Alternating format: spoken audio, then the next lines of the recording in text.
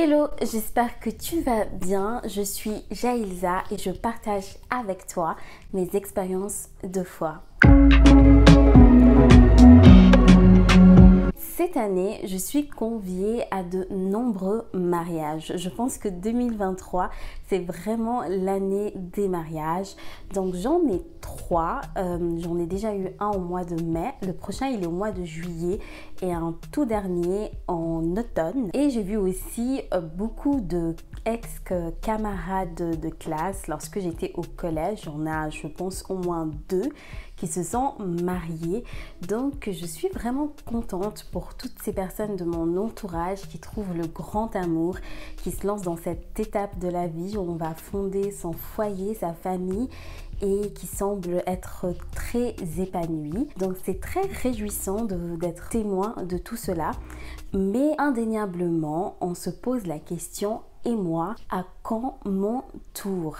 Quand on avance dans l'âge, cette question devient de plus en plus criante. Et moi, cette année, je vais fêter ma 28e année de vie. Je suis très heureuse. Je n'ai pas peur du temps qui passe, ni du vieillissement. C'est des choses que, Dieu merci, ne m'effrayent pas trop. Mais c'est vrai qu'il y a cette pression pour le mariage, pour fonder une famille. On peut le ressentir parfois venant de la part de la famille, parfois de la société et parfois de nous-mêmes. Justement, cette pression, elle nous rend vulnérables et nous rend aussi susceptibles de tomber dans un piège en particulier. Et en fait, ce piège-là, pendant longtemps, j'y étais dedans, j'y suis tombée. Aujourd'hui, heureusement, j'en suis ressortie et je veux partager avec toi en quoi consiste ce piège.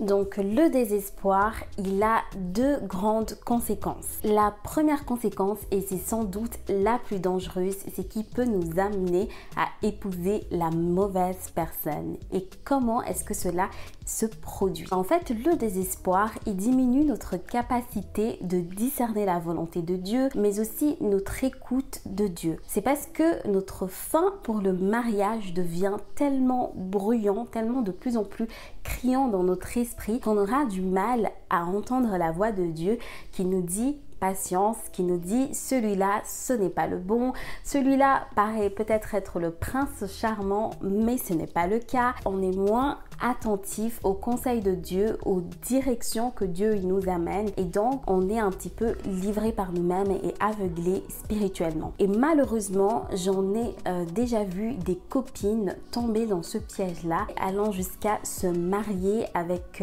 une personne qui n'était pas forcément la personne idéale ou la personne de destinée pour elle. Parce qu'en fait, le désespoir, il a aussi une autre facette, c'est qu'il petit à petit diminue en fait nos exigences. D'abord, on a en tête des critères, des caractéristiques qu'on souhaite que notre époux possède. On a certaines exigences, on aimerait être traité et aimé d'une telle manière ou pas d'une autre, et plus le temps passe, plus le désespoir prend le dessus, plus finalement on se dit tant pis s'il n'est pas chrétien, tant pis si c'est pas un homme pieux, tant pis si c'est pas un homme qui respecte ses parents, et donc on finit par accepter quelqu'un qu'on n'aurait pas forcément accepté au début si on n'avait pas été sous l'emprise du désespoir, et donc à diminuer nos exigences, à diminuer nos standings et nos standards en termes d'hommes, ce qui est vraiment dommage parce que à la fin on peut finir avec une relation médiocre, encore pire un mariage médiocre parce que on a cédé au désespoir. Le deuxième point que j'avais envie de vous parler concernant le désespoir, c'est qu'il peut nous amener à avoir aussi un comportement qui n'est pas celui d'une femme qui attend en Christ, un comportement de désespéré. Et ça, malheureusement, je suis tombée complètement dedans. En fait, dans mon ancienne église, heureusement que je n'y suis plus. J'étais donc la sœur désespérée et je ne le savais pas. Chaque frère en Christ qui apparaissait dans mon église, qui était à peu près dans la même tranche d'âge que moi, qui me plaisait, ou parfois même s'il ne me plaisait pas, j'allais me forcer à tomber amoureuse de cette personne-là, mais vraiment par désespoir. C'est parce que je voulais absolument être avec quelqu'un. Et donc, en portugais, on a une expression qui exprime très bien cela. Tout ce qui tombe sur mon filet, c'est du poisson. C'est en fait quand les pêcheurs sont en train de pêcher et qu'ils jettent leur filet, et s'ils ne trouvent pas du poisson, ils se contenteront de tout le reste qu'ils trouveront. C'est un peu l'état d'esprit dans lequel j'étais. C'était bon, tant pis si il n'est pas assez beau, tant pis si c'est pas un chrétien fervent, que c'est pas un passionné de Dieu, que c'est pas quelqu'un qui est soumis à la volonté de Dieu. Du moment où ça passe plus ou moins, on y va. Et c'est dommage parce que du coup je faisais souvent des appels de phare, mais vraiment des gros appels de phare. J'ai couru un peu derrière les garçons, je draguais. Et le pire dans tout ça, c'est que moi, je croyais que j'étais discrète, mais sauf que non. Toute l'église le voyait. Les garçons en question les voyaient, tout le monde le savait, et j'avais un peu cette réputation-là, malgré moi, d'être la fille désespérée qui court derrière tous les frères. Je l'ai su que après, une fois que j'ai quitté l'église, que j'avais en fait ce genre de comportement, et franchement, c'était un petit peu la honte, parce qu'en fait, tout le monde voit que vous avez faim, que vous êtes désespéré, et au lieu de attirer les hommes, en fait, vous les faites fuir tout simplement.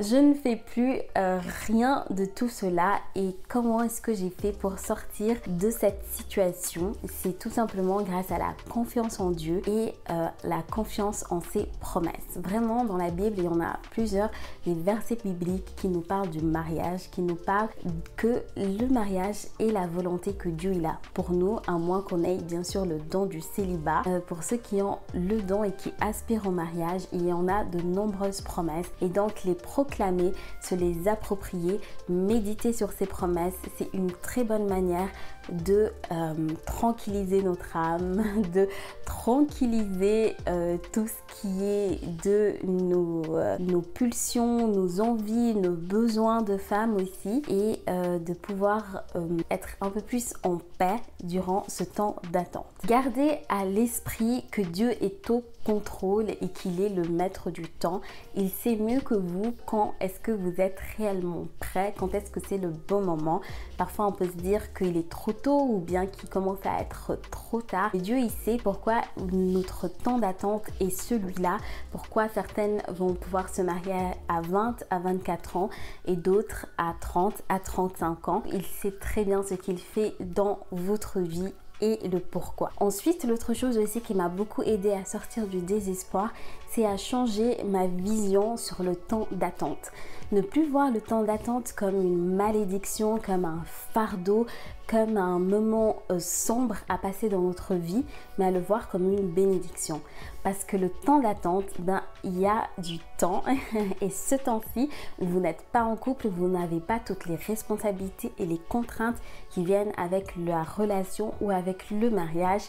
C'est en fait un temps où on peut se consacrer entièrement au Seigneur, entièrement à notre appel, et principalement un temps où on peut laisser que Dieu nous transforme, qui travaille notre caractère.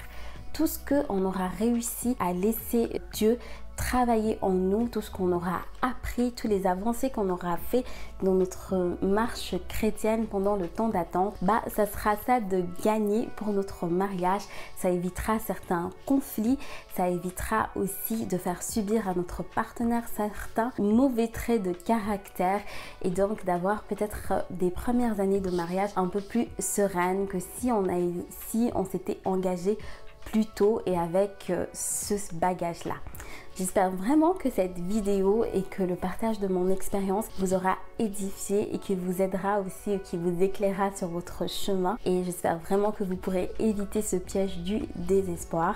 Laissez-moi en commentaire aussi votre opinion et me dire s'il y a d'autres pièges ou comment vous vivez votre temps de célibat, votre temps d'attente. Et nous, on se retrouve tout bientôt pour une nouvelle vidéo. Bisous.